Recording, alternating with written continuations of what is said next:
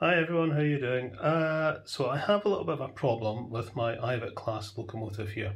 Let's just power this up.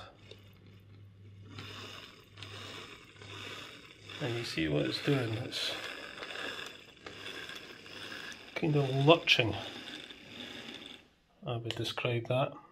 Just a sort of a jerky movement going forward. In reverse, it seems okay. If I put it forward,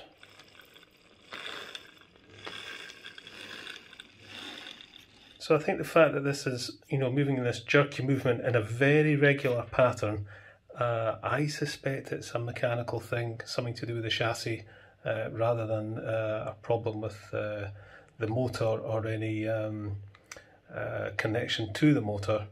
So I think what we'll have to do is take this to bits and see if we can see a problem in the chassis. It could be the worm gear, it could be just something to do with the linkages. Who knows? But let's go and have a look.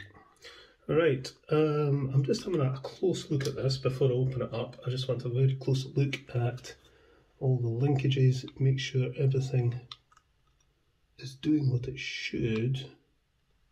Yeah, that all looks okay.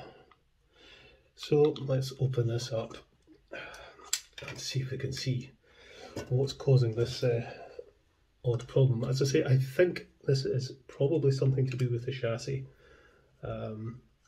It doesn't look like a motor or a connection issue to me, but we shall see. You never know. I could be wrong. It could be some strange motor issue. If you've watched my previous videos on this locomotive, you'll know that I replaced the original motor, original XO3 motor, with a Type 7. There you go, there's the Type 7 motor. And it runs very well with this, or at least it did. So what I want to do, I'm going to get the motor out of here because I want to test this chassis just by manually pushing it along a piece of track and see if I could feel any resistance that would possibly cause that jerky movement. If there's nothing wrong with the chassis, then I'm going to have a look at the worm gear. That's a possibility, but if it's the motor, I'm kind of stumped because there's not much you can do with the Type 7 motor. So that should come out. Come on. Like so. Put that wee screw away. I don't really want to desolder this pickup, so we'll see if we can just remove it, put it through the body.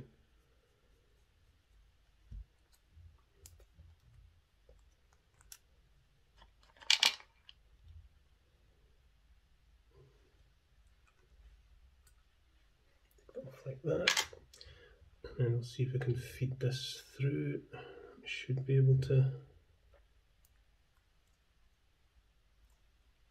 like so. So we can completely remove the motor, and that's now left us with the chassis. So let's get a piece of track and pop this on and just see. Yeah. So backwards, oh, there's a bit of resistance there as well. And going forward, you can see the wheels lock. It's definitely more pronounced moving forwards. I can move that back. I can feel a little bit of resistance moving it backwards, but forwards, you can see the wheels lock. If I press down, it's okay, but as soon as you just lightly do it, it's just. So I think that's what's causing that jerky movement. Righto. But where? Why? Oh, there's the motion bracket off, and that's going to cause everything to fall to bits, but never mind.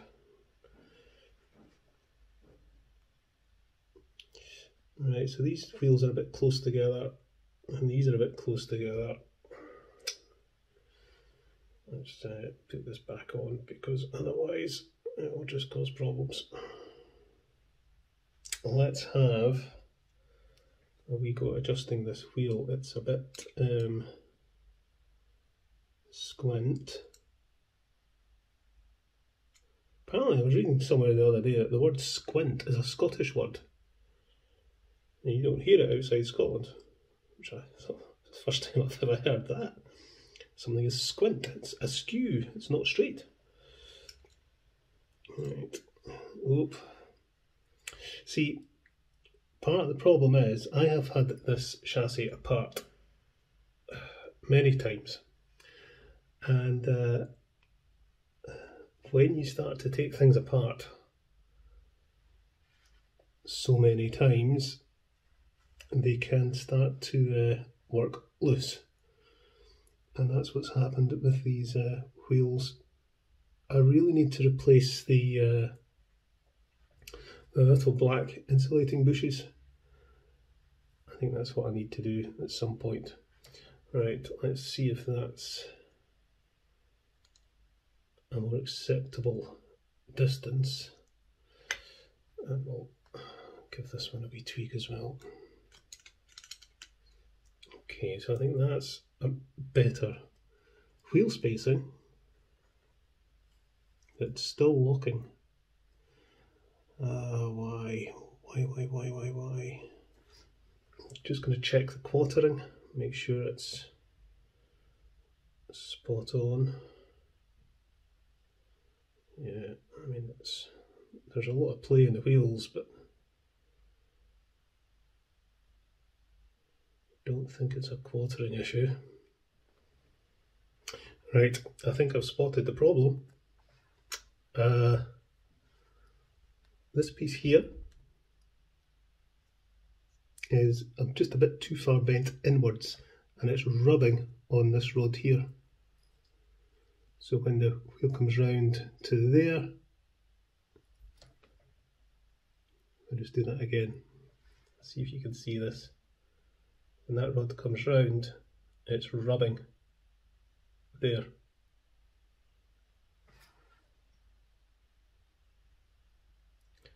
I can actually see some wear on the rod, so that should be easy fixed. If we just bend that out a bit.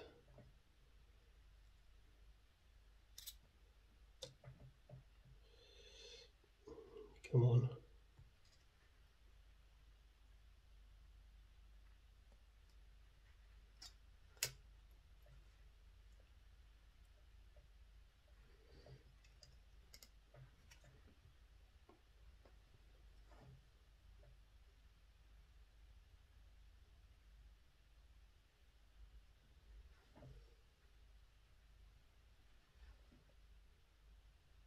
And there we go. I think that solved the problem. We shall get some oil and just make sure this is lubricated where it should be lubricated. I'm noticing that the where the linkages join the wheels is actually very dry. So we'll put some oil in there. So hopefully that's that. And I was correct. It was a mechanical issue. Famous last words, Watchell. We'll get this back in the track and it will still do it, but I don't think so. I think that's all it's been. This rod here is just hitting this piece across here, but not anymore, it isn't. Just going to do this very carefully because it's all too easy to let the valve gear assembly and everything come out. It's all just held with that motion bracket, and if that comes out, then it's not good news. Although, as I say, I've had this apart many times. I'm going to need my better glasses. My eyesight seems to get worse by the day these days. 4 times magnifiers. Right, now there we go. See, now I can see. Right, okay, let's get that in. Come on. There we go.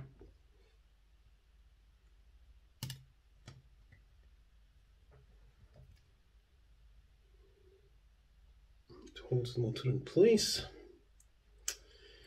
and this, the 2 screws and then this silly pickup thing. Which way does it go? I always get this the wrong way around. The pickup in this thing is really fiddly, and it just has to sit right. There we are. I think we've got that. That screw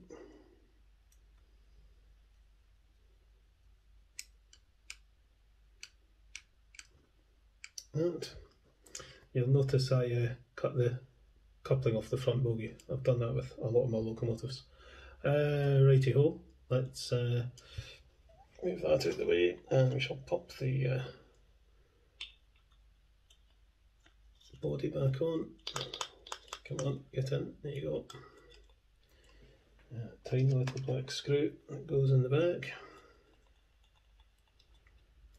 Right, let's go and stick this on the layout and see if that's the problem solved.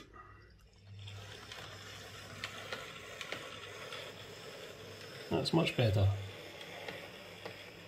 Okay, with the tender attached,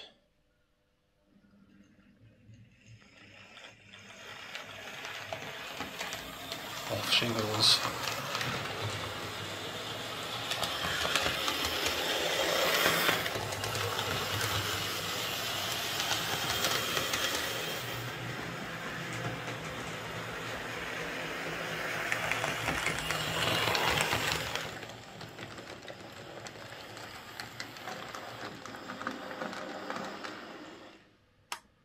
Okay, so that's my old Hornby Ivatt Class fixed again. I've repaired this locomotive many times since the 1970s, but there we go, it's running great again. Right, okay, catch you later folks.